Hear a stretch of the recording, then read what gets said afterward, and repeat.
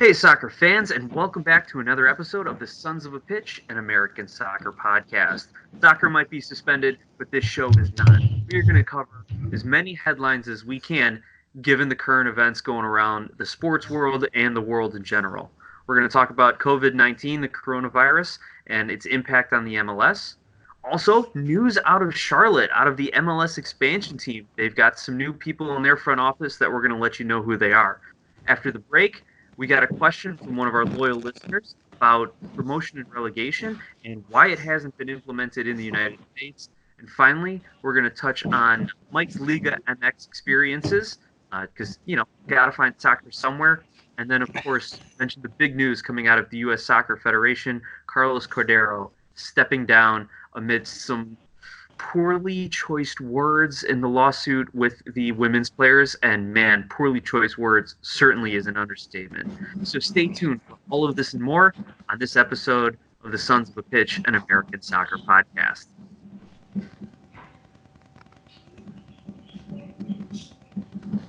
Hey, soccer fans, welcome back, and thanks for joining us once again here with the Sons of a Pitch, an American soccer podcast. I'm one of your hosts, Nick Terrace, and I am joined here with my good friend and fellow host, Mike Buyalmi.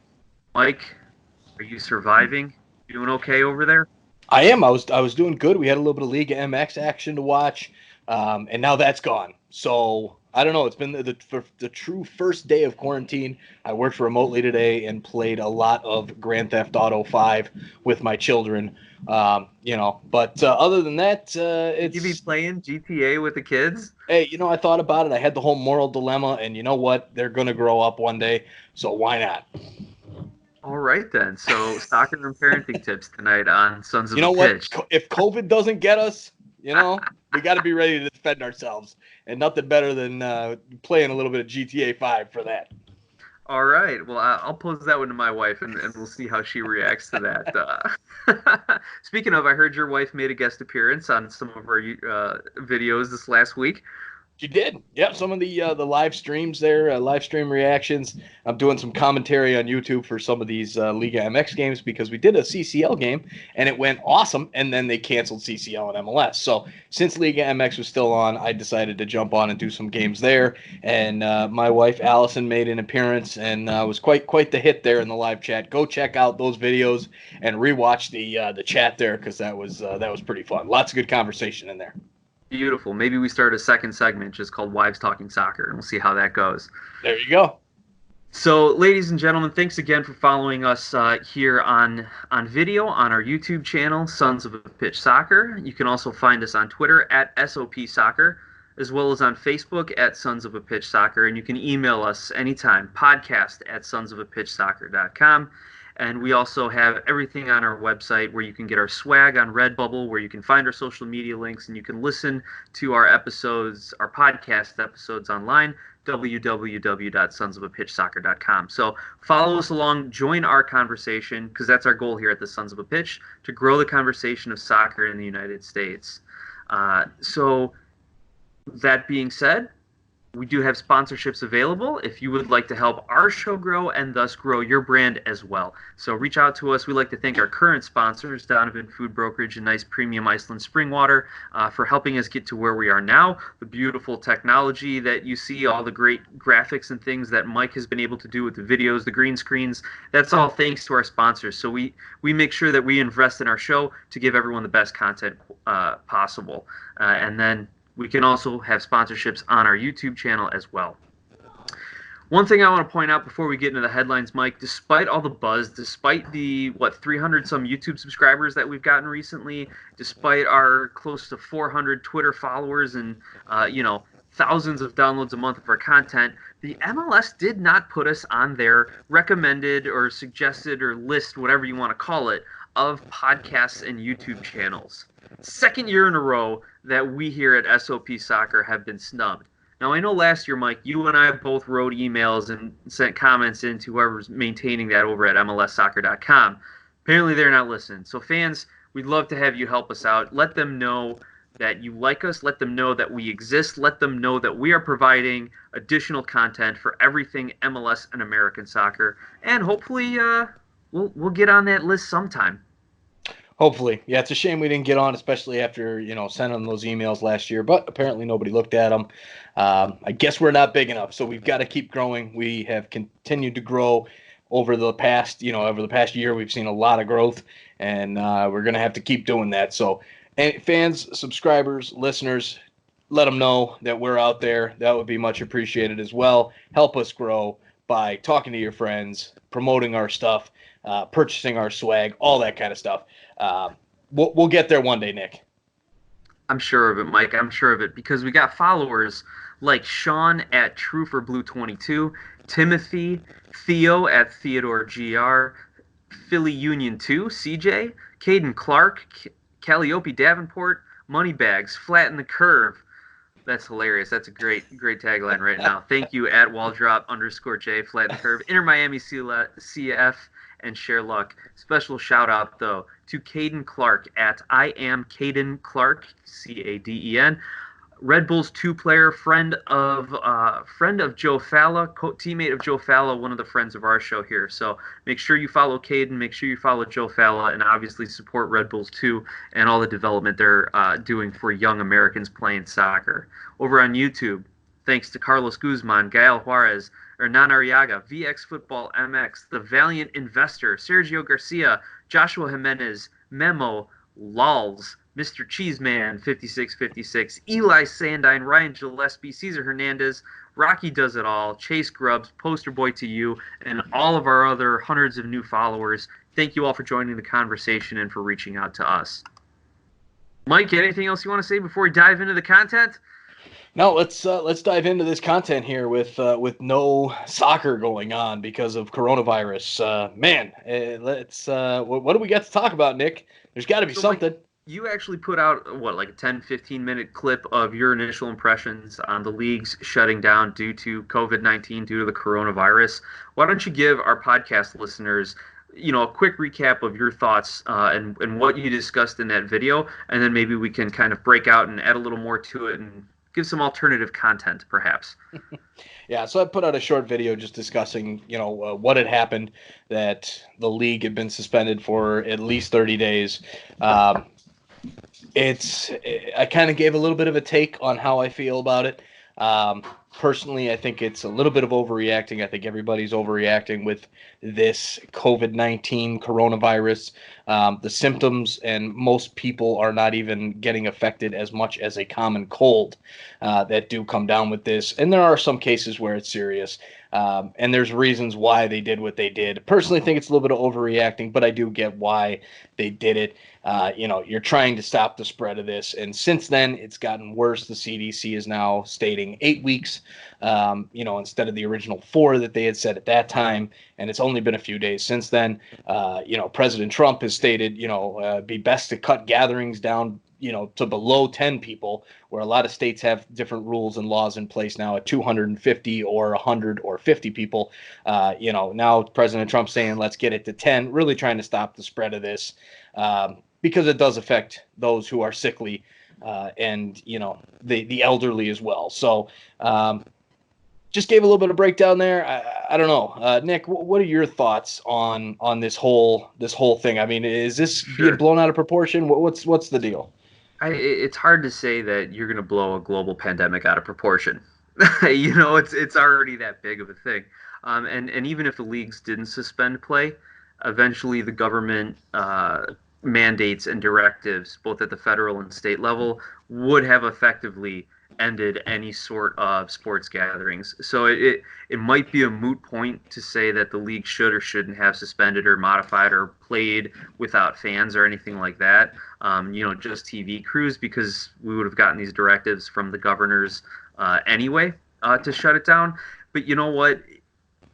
You play for the fans, and if the fans can't be there, then what's the point? I guess that's kind of it. I know a lot of athletes have come out in different sports and said, like, we'll take the risk, we'll play in front of the fans. Like, we're young and healthy, we're professional athletes, it's not going to harm us. But that's not the point. It's not whether or not it's harming them. It's about spreading it throughout the entire community. And the last thing we need is for the soccer community to have to start mourning people who were affected by this virus because they contracted it at a game. So, you know what? Better safe than sorry. And I think it's a good reminder that there's bigger things in this world than sporting events. That's kind of my quick take on it. And the lawyer in me too is like, well, you don't want to be the last ones to not ban this, and then somebody sues you, and everyone on the jury is going to be like, well, yeah, they should have known, right? This is a global pandemic. Like, guilty, guilty, guilty. Pay them the millions they're asking for. So there's a social impact, there's the sporting impact, and then there's the potential legal impact as well. So I think the league did what was right. I think they did what was necessary. And, we'll see if this ends up how it affects the season. Some of the things that I've heard so far, Mike, and let me know what else you've heard, is there's potential for keeping the season about the same length and the same, and then just eliminating non-conference games. So Eastern Conference teams will only have your Eastern Conference schedule. Western Conference teams will only play your Western Conference teams, and then have some sort of playoff format, home and home maybe, to help spread it out a little bit, and then you just have East versus West in the final. That's one suggestion I heard. Is there anything else that you've heard about them modifying the schedule at all? Or I think maybe they talked about like expanding it past some international breaks or things of that nature. Yeah, I mean, they just recently moved the season window a bit, going into last year. So the fact that MLS Cup last year was in November, where it was normally in December. If you went back to that for 1 year, it's not going to be the end of the world. I get why they moved it with the whole international windows with FIFA, and kind of breaking up the playoffs a little bit there. But if they had to go back to something like that, that's fine. Part of me also says, why not just play the games that are remaining on the schedule? The ones that get canceled. And you just continue on with the schedule the way it was. It's a regular season. Yes, it's going to be shortened, but I get it. There's a money incentive because you don't want to lose that revenue from those games. I don't know what kind of clauses are built into the TV deals as well. If these games don't happen, do the TV deals get cut down? So there's lots of different things that come into play with that. Rather than just the obvious thoughts that we have as fans. So I don't know what exactly they'll do. For me, just get soccer back, get it back quickly. That's all I care about. I'm a little bit different. I love it. That's my life. I want to watch it. So I don't care what you do. Just get it back on and get it back on quickly. But that's just me. Yeah, I'm sure a lot of people are in the same boat. I mean, there's plenty of good comedy out there right now. As far as people staying home and being sports deprived, so check your memes, check your social media. Remember that person next to you actually might be your spouse. Jokes of that nature are out there. So at least we have that to kind of get us through some of these crazy times. But yeah, I think we all do miss sports. We all miss the competition. And sports is such a unifying factor for local communities to get behind their team. But in America, on such a national scale, the soccer community is so accepting of people from all over the country and all over the world that it really can be a unifying factor. And, we saw it after 9/11. We saw it after other major national tragedies, that having sports and having something like that is such a return to normalcy and just something kind of inherently American about the competition that can really heal the whole process, or at least help heal the process a little bit more. So, yeah, we look forward to having a lot more soccer to talk about sooner, hopefully, rather than later. Now, one thing I do want to add into that, Nick, is there is one positive for MLS, and that is for only a handful of teams.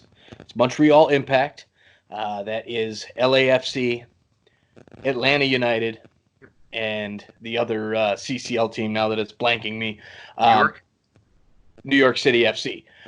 It was not looking pretty here in these first legs of the first the first legs of the quarterfinals. Montreal loses at home to Olympia of Honduras, 2-1, I believe it was. Yeah, they got CONCACAF. They totally got CONCACAF in that one for sure. That was a handball. But then you look at the other ones, Atlanta, unfortunately, with no Joseph Martinez, that's a totally different team.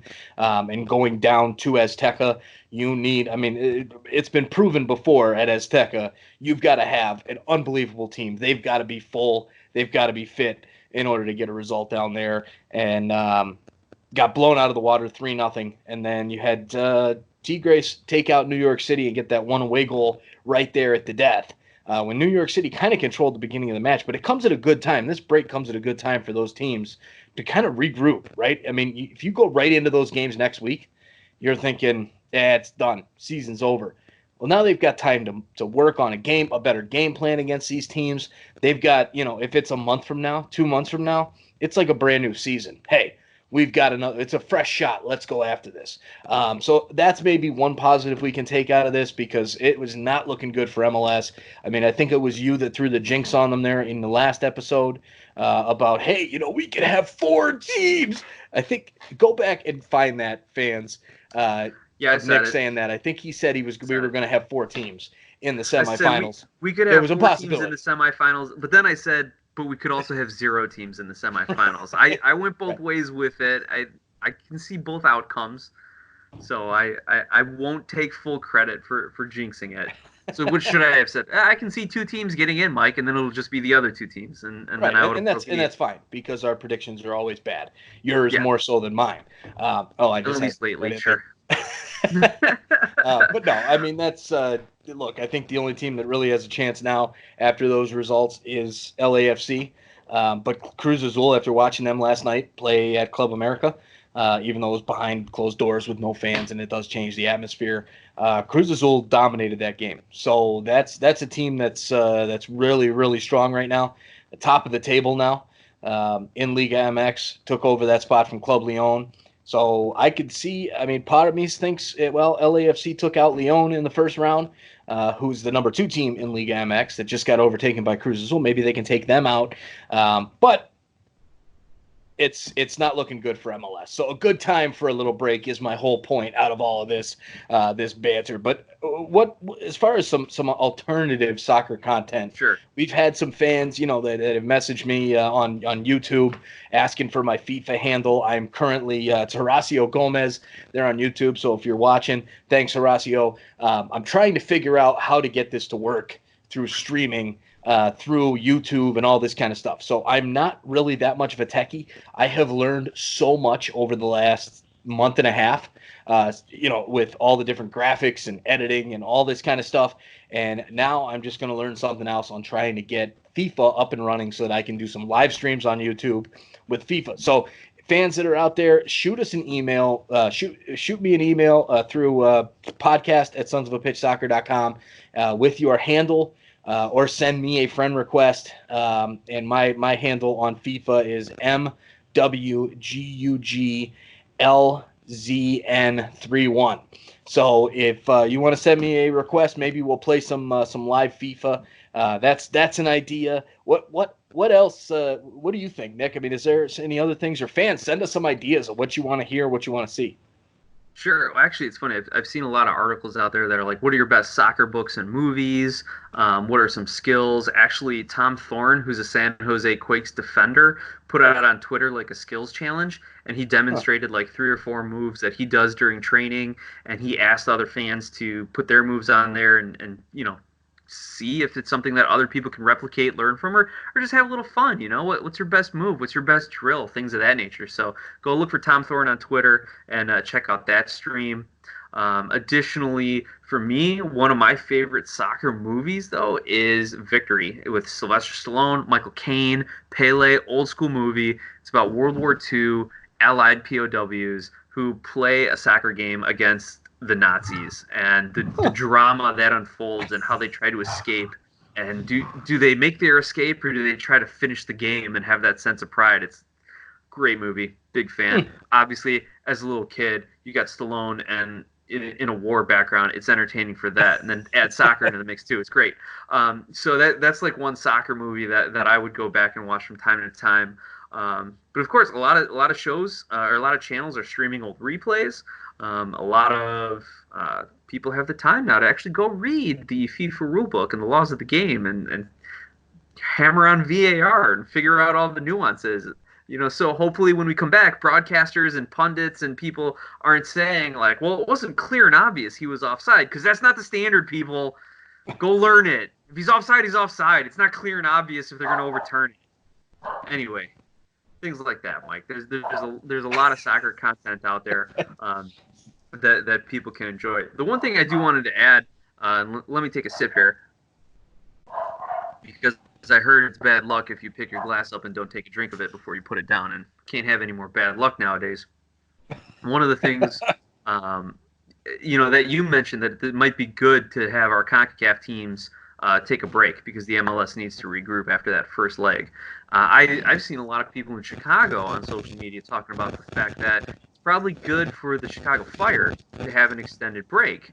Yep. I don't know about the implementation of it, but the idea seems sound. Where you got a brand new team, new roster, new coaching staff, new ownership, all this stuff. Again, they're an expansion team for all intents and purposes this season, and this extra time could help them gel. So I really hope that Wiki and the management are sending videos out and doing conferences and trying to do some sort of e-learning or distance learning, X's and O's and tactics and things like that with their players. That way, when they get back onto the pitch, they haven't lost any of that edge. Hopefully, the players are still staying in shape. I think that's going to be the biggest challenge, don't you? Just the fitness when these guys come back, because I doubt these athletes are out in the in their regular gyms and training facilities. They're probably doing a lot from home. So that would be my biggest concern about a break. The positives, like you said, you can regroup, you can rest, you can maybe study film. But the negatives are your fitness, I think. Yeah, absolutely. The fitness is going to come into play because, these different regulations that are out there, a lot of gyms. I just got an email tonight from LA Fitness. They're shutting down. So I can't go to the gym. I don't go that often anyways, but, I can't go to the gym if I wanted to. These guys, yes, they have the training centers, and the Fire I've talked about out at the SeatGeek Stadium, upgrading the training center out there and whatnot. But are they really going to be using it? And do they have a cleaning crew? I mean, what's going on, right? With everybody kind of in quarantine, it's going to affect the fitness somehow. So you do have to bring that into play. It's not like one day the government's going to say, hey, all right, cases are going down, everything's fine, let's go back to normal. And they're like, hey, we're playing tomorrow night.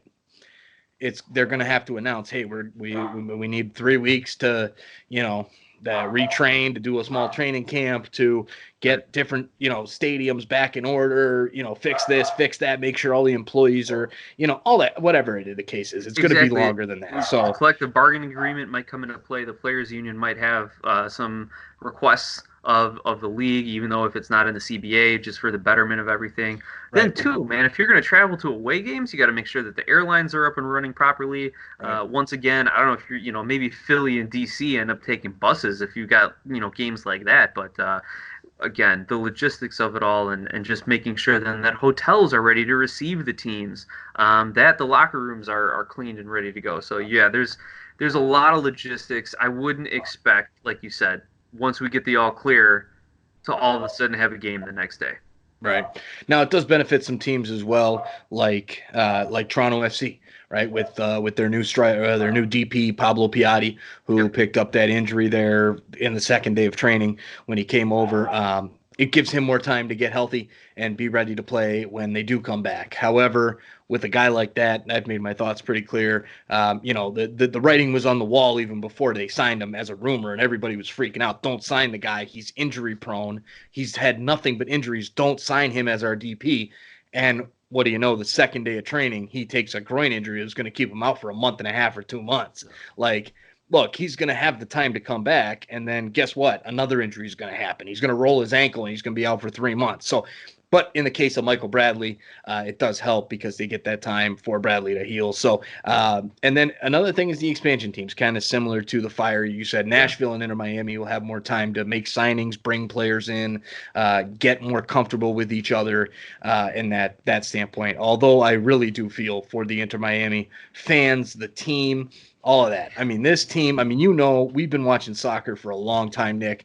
When was this announced? What year was it announced that Miami was going to get the team? Was it 2014, maybe 2015? It's been 5 or 6 years that they've been planning this, all this kind of stuff. If not longer, because everybody knew Beckham was getting a club and everybody knew he wanted Miami. So 5 or 6 years, if not longer.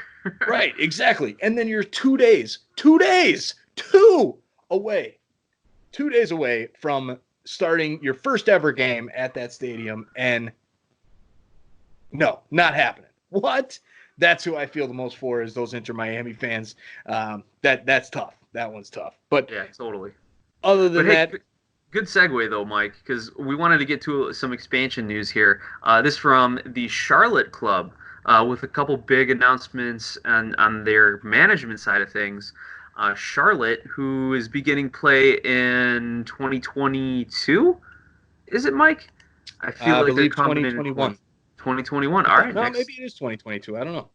All right. Well, I'll give a couple clicks here and see what we can find as we're talking. But they have added Steve Walsh as a special advisor and Mark Nichols as a technical director. Now, I did a quick little research here on Steve Walsh. He'll be kind of in charge of player scouting, or maybe not in charge, but he'll have the ear of whoever is in charge of player scouting and signing the players. That's going to be his main role as a special advisor to the team. A little background on Steve Walsh: he earned the English Football Association's Award for Excellence in Talent Identification. He had a role in putting together Leicester City's squad, the one that surprised the soccer world. 5,000 to 1 odds, and ended up winning the Premier League title that year. He has also had senior scouting roles with Chelsea, Newcastle, Hull City, and was Everton's director of football for a period of time. So he's going to consult on management and recruitment and help the team identify talent and serve on the technical board for transfers and head coach recruitment. So Steve Walsh, great pedigree. The one thing that kind of sticks out to me, being the Everton fan he was on Everton. What position did I just say he had? He was their director of football in 2016 and 17, where Everton had their largest transfer window in terms of money spent.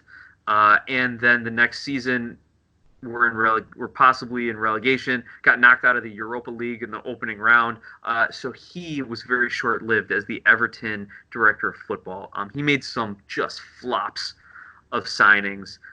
The one thing that stands out to me, and for you soccer nerds and statisticians, Walsh signed Gylfi Sigurdsson, the Icelandic player from Swansea, who had a great, I want to say it was a Euro tournament or your way for some European tournament, and Everton picked him up after that. But all the advanced numbers showed that Sigurdsson's had inflated offensive numbers because he was the free kick specialist. So if you looked at his stats from the run of play, he was average at best.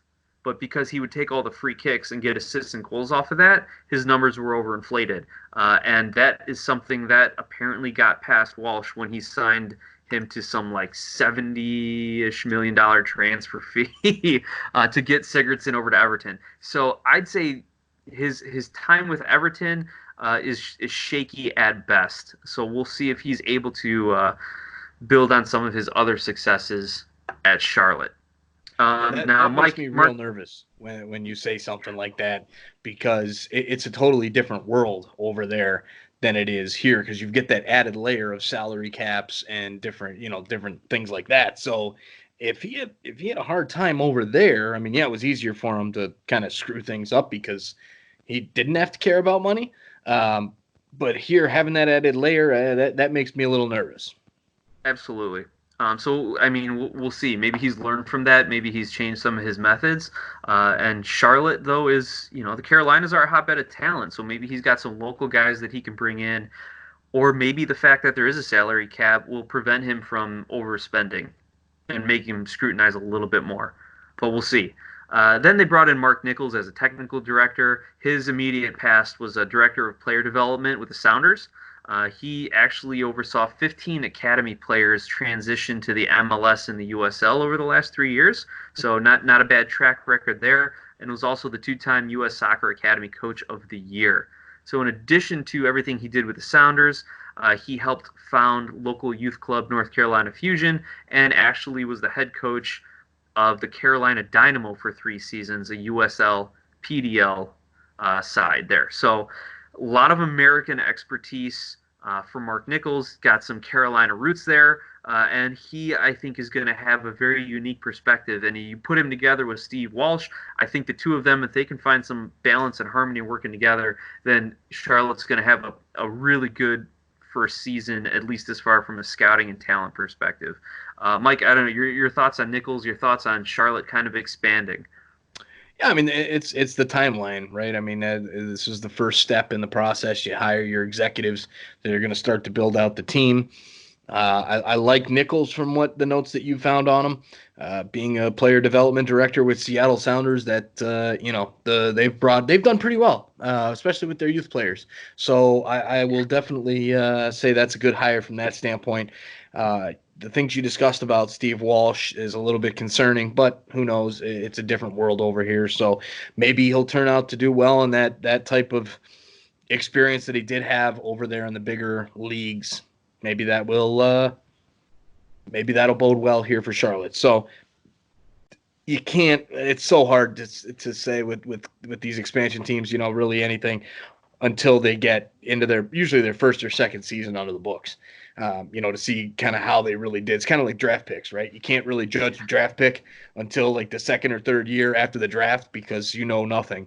And that's kind of the way it is with Charlotte. But it's good to hear they're getting busy and starting to put together a team over there. And because it's only a couple years away now for that squad. I think number 30 into the league, or are they 28th, 29th? 30 sounds about right, but okay. I'll have to take my shoes off and use my fingers and toes just to figure it out. So 30, right. 31 maybe. They are starting play spring of 2021. That'll be when they join the MLS. Okay. Now we just gotta wait to see who their broadcasters are, who the radio and online people are be, and if anyone from Charlotte or the MLS is listening, you got 2 candidates right here. We're willing to do that. So we'll wait for your call. With that, we're going to take a quick break, hear a word from our sponsors, and then in the second half of the show, we're going to talk a little bit promotion and relegation based on a question from one of our listeners, talk a little Liga MX and kind of what Mike saw in the few games that he got to watch this week, and then cover some USSF Soccer Federation news here, and the news from Carlos Cordiero. So stay tuned. All right, back from our short halftime break. Thanks again to our sponsors, Donovan Food Brokerage and Nice Premium Iceland Pure Spring Water. We appreciate you guys as sponsors. You let us do what we do, and you guys have helped with all of this fancy YouTube graphics and lighting and webcams and all that kind of stuff, as well as microphones on the podcast side to get us that better sound quality. Much appreciated. You are helping us grow just like the listeners, and thank you to the listeners as well. Let's dive right into a listener question from David Ruffin at BroDavid20 on Twitter. He writes in, at SOP Soccer, with no games on the horizon, I have a question I've been saving. Other than the money, what is the main argument against pro-rel in the U.S.? Seems like the most American dream concept in global sports. Rewarded for success and punished for failure. Why aren't we embracing it?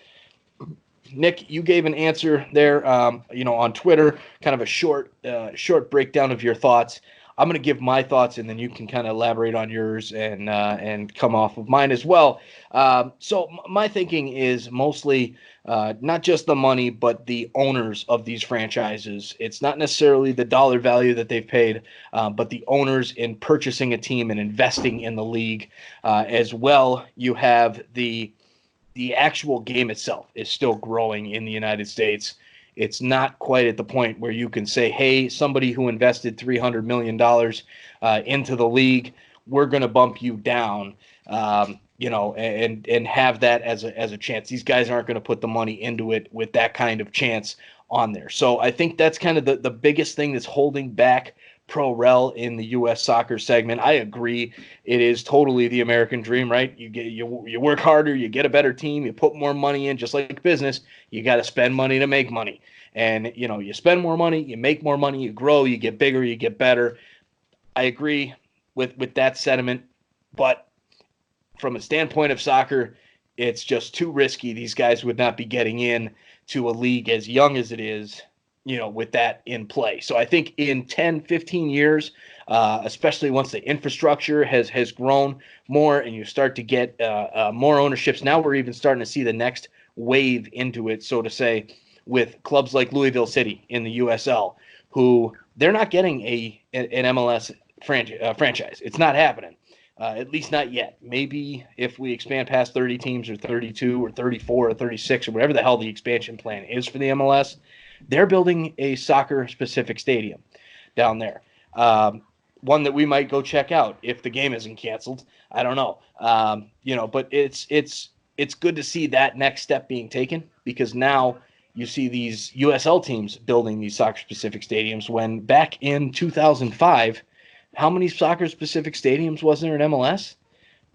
3, 4, something like that. Not a So lot. it's right, exactly. So it's nice to see that next level. When you get a second league, kind of like that minor league, like an English championship, so to say, where every team has a soccer-specific stadium, or half of them, if you want to not get greedy to start, then maybe you can start the relegation and promotion type of deal. But until then, it's just too risky for these guys to drop a ton of money into the league. So those are my thoughts on it. I think it's just a matter of time. We will get there eventually. But what do you think, Nick?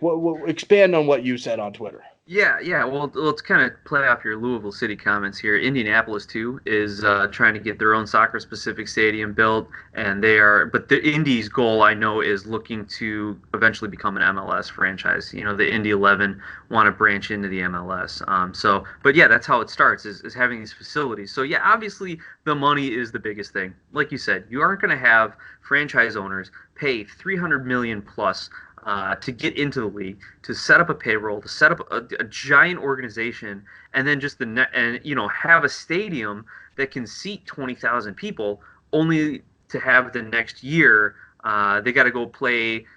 I think the example before they folded was like Puerto Rico had a team in the USL for a little bit.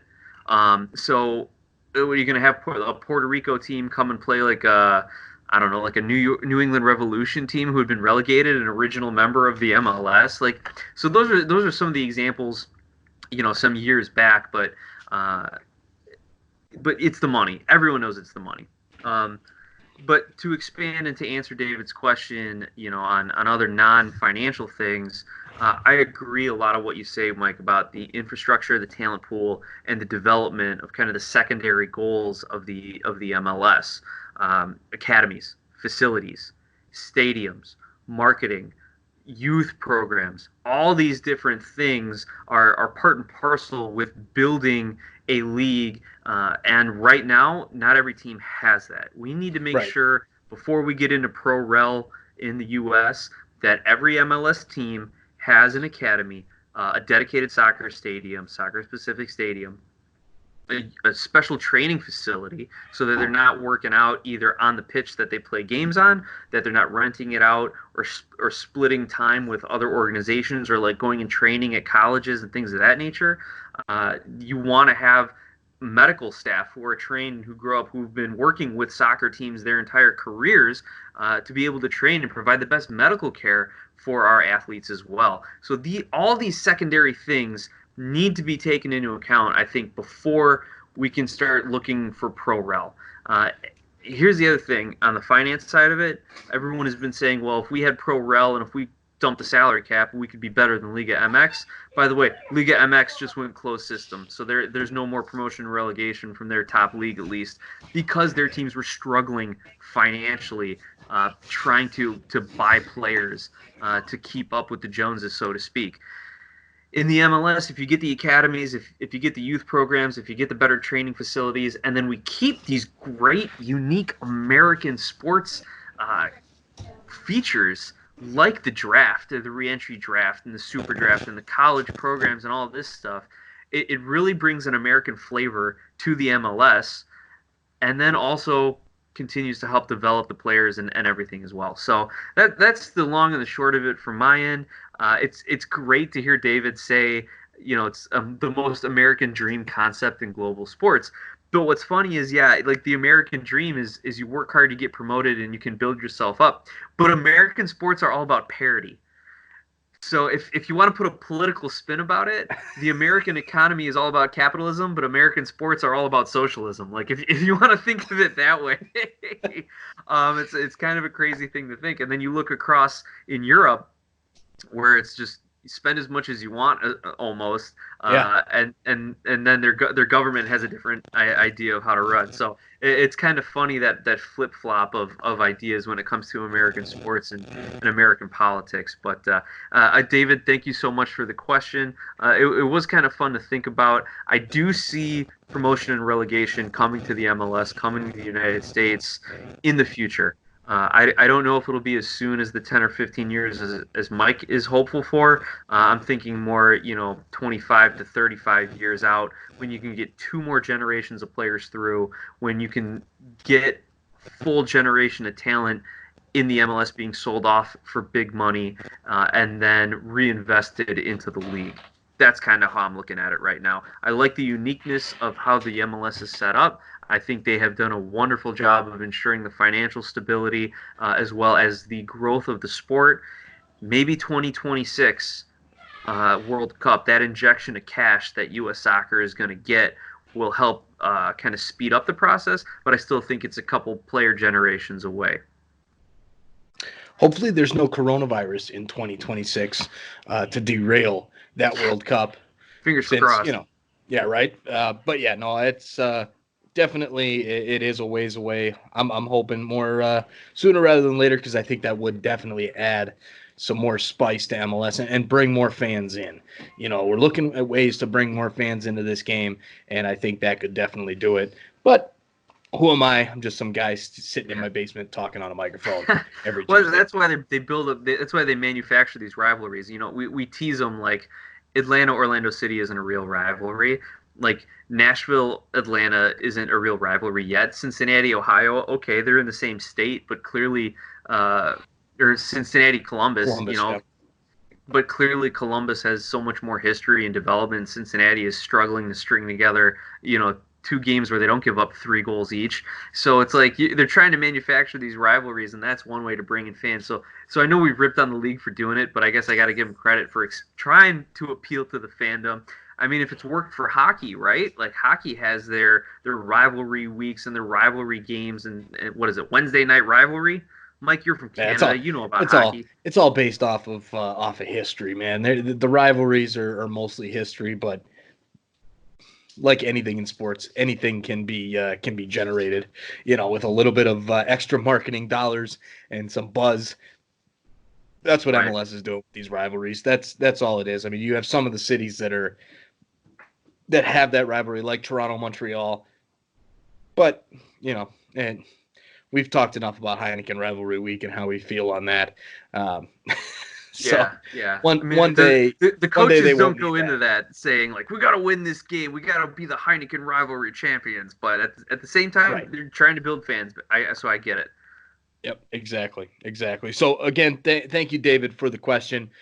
Listeners, anything you want to hear us talk about, hell, especially right now when we're looking for content, let us know. Hit us up on Twitter at SOP Soccer. Find us on YouTube.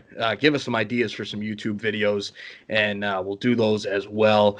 And look out for lives. I did a few Liga MX games. Now they got canceled. Suspended. As of right this moment, as of recording time, only some of the games in the Australian A-League have been postponed. They will be behind closed doors, so I doubt they'll actually get to play at the end of the week. But if they do play, the first game that's scheduled right now is Friday morning at 3:30 a.m. Central Standard Time. So if that game goes on, I will be live on YouTube doing a play-by-play of that game, because those games are live on ESPN Plus, which we have that subscription for. So fingers crossed, soccer fans. I'll do a live in the middle of the night with some coffee instead of beer or scotch, and start my day nice and early there. But let's go Sydney we'll FC. That's my team. I got my family down in Sydney. Hey, Beautiful there you city go. to visit. Got All my right. hat and my scarf upstairs. Sydney FC. Those are my guys. Nice. I might need to borrow that if they actually play. Absolutely. Let me know. I'll jump on, man. We'll get it done. You want to come over at 3:30 in the morning, Nick? I mean, it's not like I can self-quarantine, right? Oh man. But no. Speaking of some international stuff, yeah, Mike, get us into your Liga MX. Like, what have you seen watching these Liga MX games, and compare that to what you've seen in the MLS? Yeah, so it's a totally different game. From what I see in MLS to the few games that I've seen there in Liga MX, a lot of back passing. That was something that I noticed a lot of building out back, and a lot of just passing back. I would look at these rosters to try and figure out who was who, so that when I was talking about the game, I had a name to go by instead of just this center back to that center back, or the Cruz Azul player. I would try and know who these guys were, and it took me some time because I'd never watched Liga MX at all prior to, other than in the Champions League or in Campeones Cup or whatever. So it took some time to learn these names, but man, the center backs and the left back and right back and the goalkeeper, I got those guys' names down like that, because in the first 15, 20 minutes of the game, it was just constantly Torres, the center back, to Hernandez, the center back plays to his goalkeeper, Corona. Yeah, the goalkeeper for Cruz Azul, his name is Corona. The Santos Laguna game that I did was actually at the Estadio Corona. Kind of a very ironic time for those, but whatever. I knew those guys' names because the style of play is very, very different in Liga MX than it is to MLS. There's a lot more play in the midfield in MLS than there is in Liga MX, and a lot more of back passing in Liga MX. So it's funny because some of the viewers that were in the live chats, that was probably the most fun about doing these lives. Yeah, the view numbers are great, and the subscribers too. I mean, talk about picking up subscribers. Holy cow. We've gone, we're just shy of 300 right now. And when we started these lives, we were just sitting at 200. So we've jumped almost 100 subscribers in the last 2 weeks because of these lives.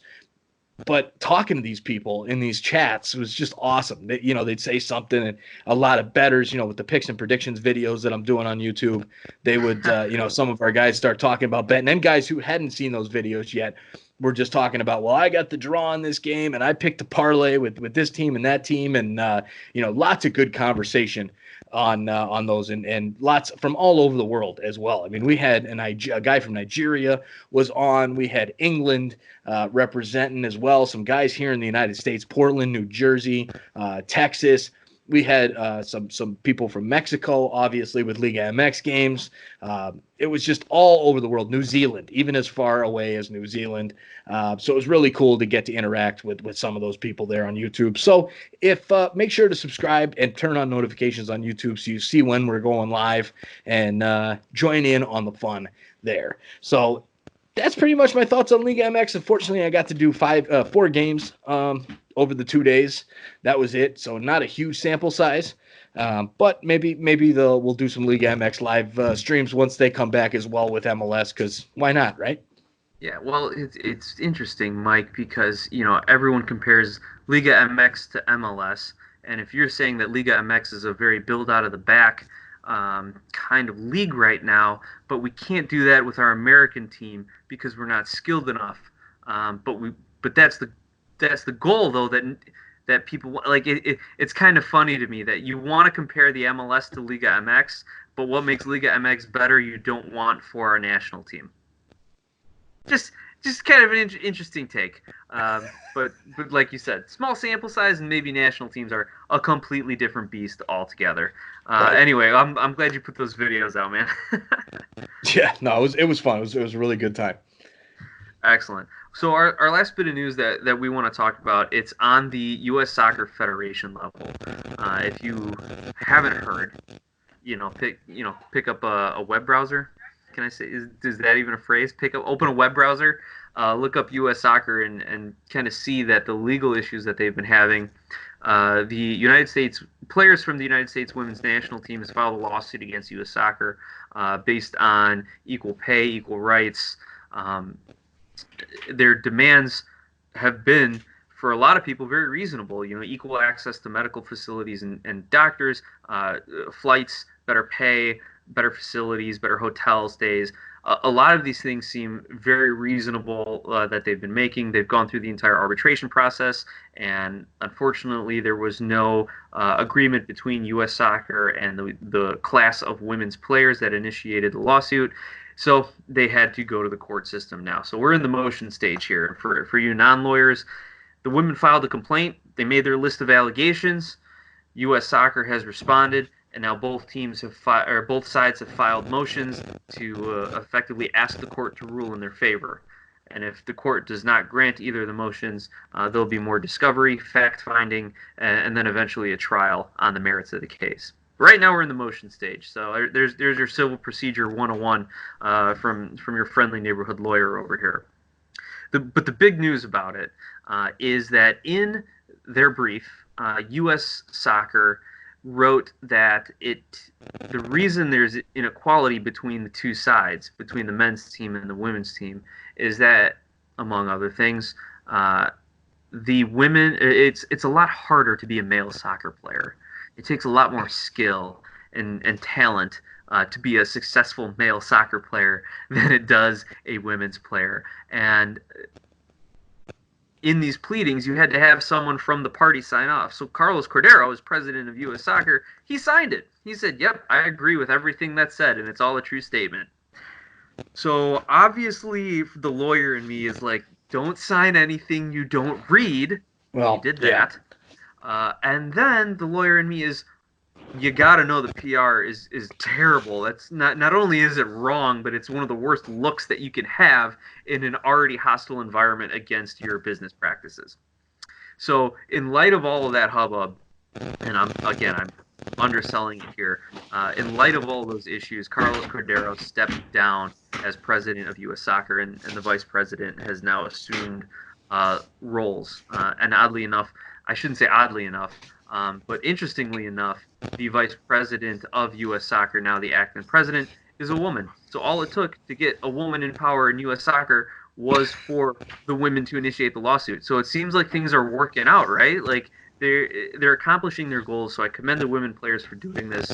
And gosh, man, I don't know who the lawyer is for U.S. Soccer, but he's probably going to lose his job over this one, Mike. So that's kind of the long. I'm ssure he's already lost his job. If he hasn't already, it's coming. Yeah, right. So that's kind of the long and the short of what got Cordiero to step down. On top of a lifetime of things that people think he has done wrong and led U.S. Soccer down the wrong path.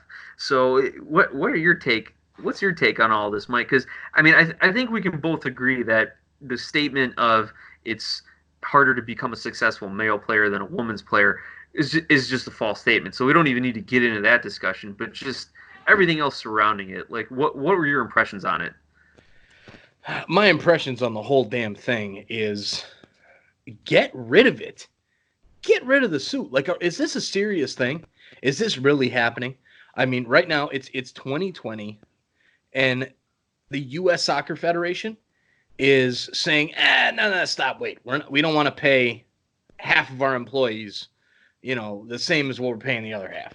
And we don't want to give them the same access to doctors and all that kind of stuff. Are you kidding me? Get rid of it. Is this a serious thing? I mean, you're talking about your employees. This is a business. Whether it's male or female or I don't care what you are. Why do we have this get to this point where there's a lawsuit? This could have been settled out a long time ago. Make some collective bargaining agreements happen every few years in sports. The players come to the owners and say, "Hey, I want this and I want that." And the owners say, "I want this and I want that." And they come to a compromise and they move forward. Why was this not done in U.S. Soccer? U.S. Soccer is in a bad enough place as it is to let alone have have something like this take the headlines, and you lose your president who just gets elected because he's a bonehead and signs off on these kind of statements that some lawyer put together. Like, this is ridiculous. They should have settled this out. Take care of your employees. I don't care if it's, if it's a man or a woman. Take care of your employees. That's it. Sell, I've got that sound.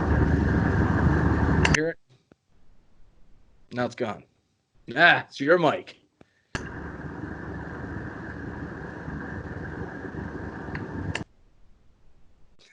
Yeah, every time you mute, it goes away.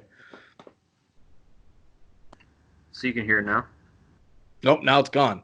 All right. So, remember where we were 24 and a half minutes into this. No, they need to just get this over with and do the right thing, right? I mean, take care of your employees. The women have done a lot for U.S. soccer. Take care of them. Give them the same access to the ones the guys have. Hell, pay them the same amount. What difference does it make to you as an organization like that to do the right thing? I mean, is this going to put – I mean, I don't know exactly what the numbers are, what the difference is. What does a male player get paid compared to a female player? Is it $50,000 a game for the men and $3,000 a game for the women? Is it that much of a disparity where it's going to really hurt the business aspect and put U.S. soccer out of business? No, it's not. Pay them the same amount and move forward as one happy family and take care of your employees. The fact that it's even gotten this far is what really pisses me off from a U.S. soccer perspective. They don't need that right now. You need to be focusing on qualifying for the World Cup and winning World Cups like the women do. So maybe that should be the number one focus instead of how we can save a few dollars from not paying half because of this financial argument or that argument, or that maybe it's harder to become a male soccer player than it is a female soccer. Get your head out of your butt and just do the right thing. That's all. Absolutely. And just to kind of give a few more facts on what I was saying before, Cindy Parlow-Cohn is now the acting president, formerly the vice president of USSF. The statements in the brief claimed that the women, quote, do not perform equal work requiring equal skill and effort to the men because the overall soccer playing ability required to compete at the senior men's national team level is materially influenced by the level of certain physical attributes such as speed and strength. End quote. So yeah, really sticking their foots in their mouths with that comment. The other thing that I kind of want to keep an eye on from a legal perspective is if Cordiero signed off on this and he put pen to paper saying that these are true and accurate statements. I mean, maybe he might think they're true to the best of his knowledge, but he came out later on and said, I never reviewed it. I didn't read it because if I had, I would have objected to that language. First of all, I don't believe you. But second of all, did you just perjure yourself? Did you just admit that you did not review a sworn statement that you gave to the court? I'd have to look and see if the actual briefs were verified briefs, meaning that someone from the parties reviewed them, said that they are true, and pretty essentially admitted that the statements there are true and can be entered on the record, and they're not, just some conjecture. So he may have perjured himself, and we'll see if the court sanctions him or if the attorneys for the women's national team try to get some sanctions and offset some costs and fees over there. So there's a lot going on with that, and there should be more legal developments to come out of that. So keep your eyes on that. Mike, those are all the notes that I had. A lot of the stories that we've been covering, and somehow we ended up close to an hour of content despite not having any games to talk about. So there will be content, there will be conversation here on the Sons of a Pitch and American Soccer Podcast. Anything else that you got on your mind that you want to share that you're kind of looking forward to over the next week or two? Yeah, I'm looking forward to working remotely from home and just hanging out and just relaxing a little bit and not being in this crazy hustle bustle all the time. It's been a good start so far today, and hopefully everybody stays away from the common cold, the flu, and coronavirus. Stay safe out there, everybody, and everybody have a Corona for me. There you go, Mike. Well, with all your new Liga MX friends, you might have a few. Again, thank you to our sponsors, Donovan Food Brokerage and Nice Premium Iceland Pure Spring Water. Mike, thanks to you. Thanks to our wives who are probably upstairs with some earplugs in while we're doing the show down here. But especially we want to thank you, our listeners, both on the podcast and our viewers on YouTube. Without you guys, we're just a couple of weirdos talking soccer, but you give credit to what we do. We appreciate you helping us grow the conversation of soccer in the United States, and we look forward to bringing you more content, whether or not the games actually are reinstated anytime soon. So have a great week, stay safe, and we'll talk to you soon.